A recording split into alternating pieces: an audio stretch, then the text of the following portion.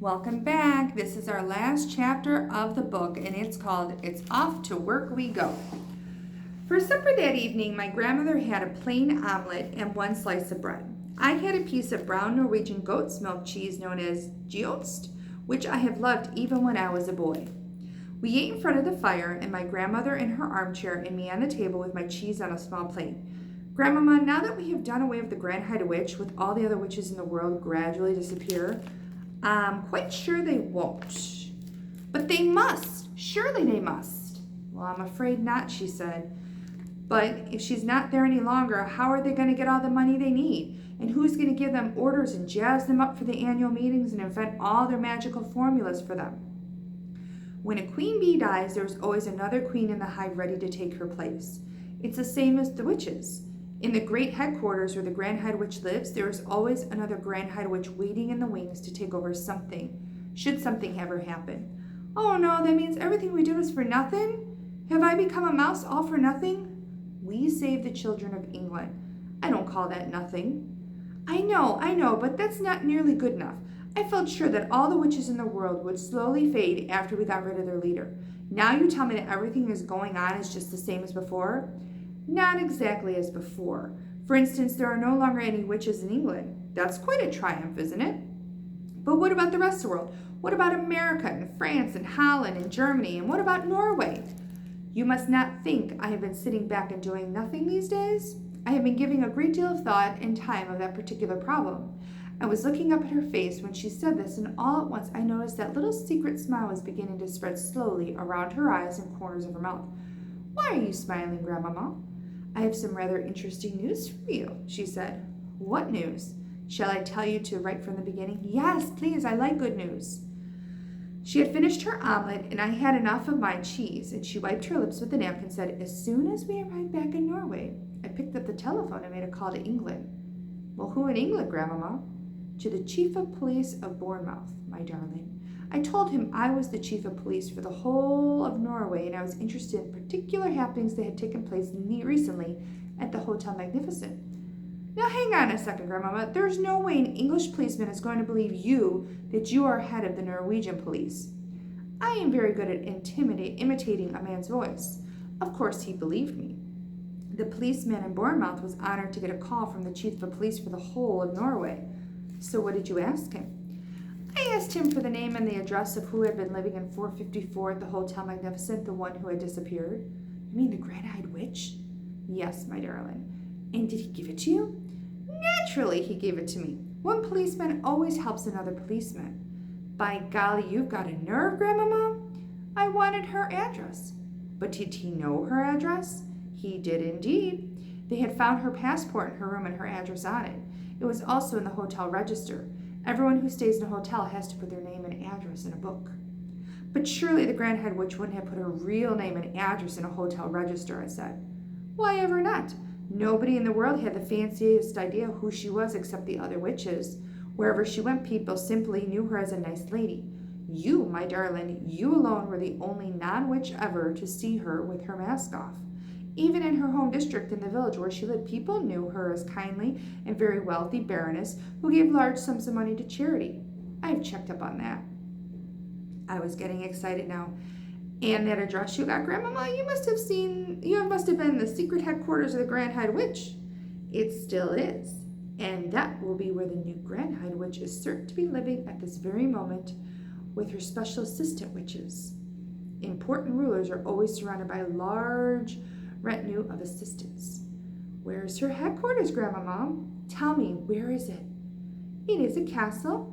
And the fascinating thing is that in that castle will be all the names and addresses of all the witches in the world. How else could a Grand Hide Witch run her business? How else could she summon the witches in the various countries of their annual meetings? Where is the castle, Grandmama? Which country? Tell me quick. Guess, she said. Norway. Right the first time.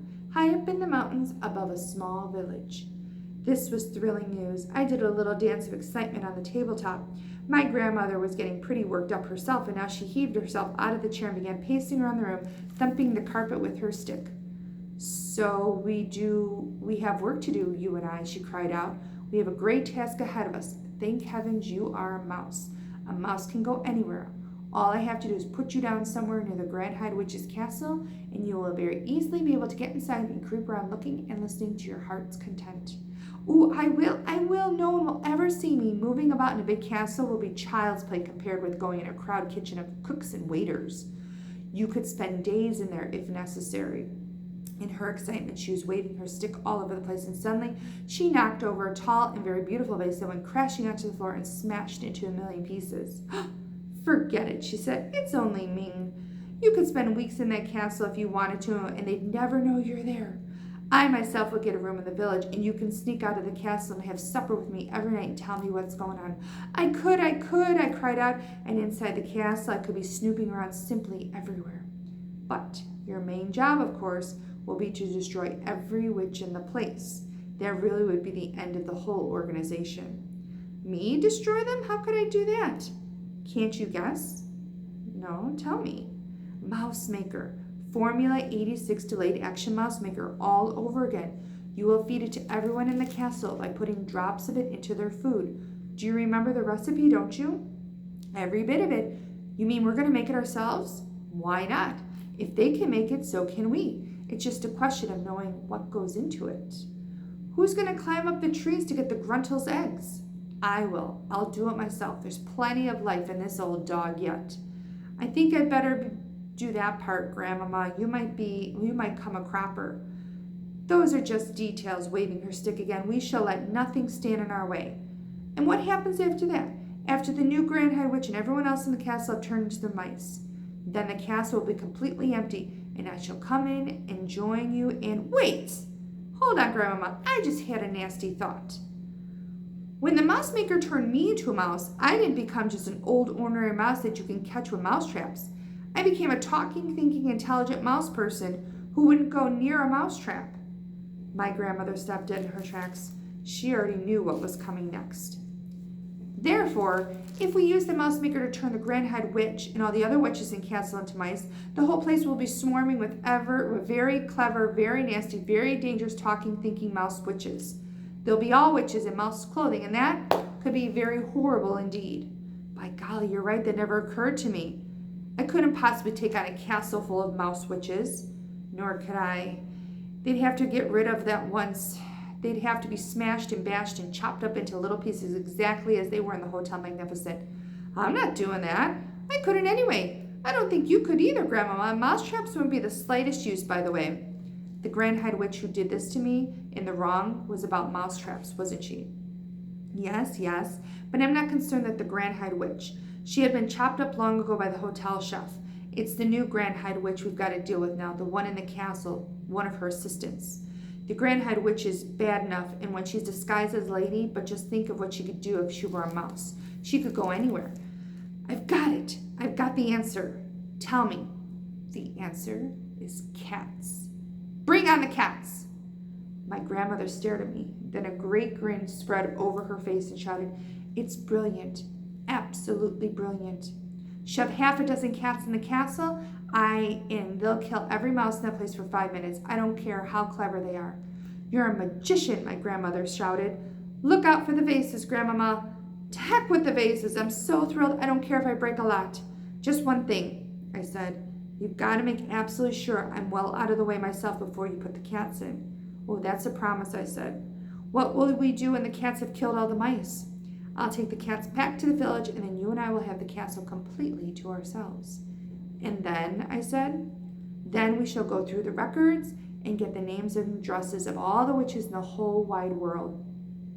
And after that, my darling, the greatest task of all will begin for you and me. We shall pack our bags and go traveling all over the world. In every country we visit, we shall seek out the houses where the witches are living. We shall find each house one by one. And having found it, you will creep inside, leave your little drops of deadly mouse maker in bread, or the cornflakes, or rice pudding, or whatever food you are lying about, or see you lying about. It will be triumph, my darling, a colossal, unbeatable triumph.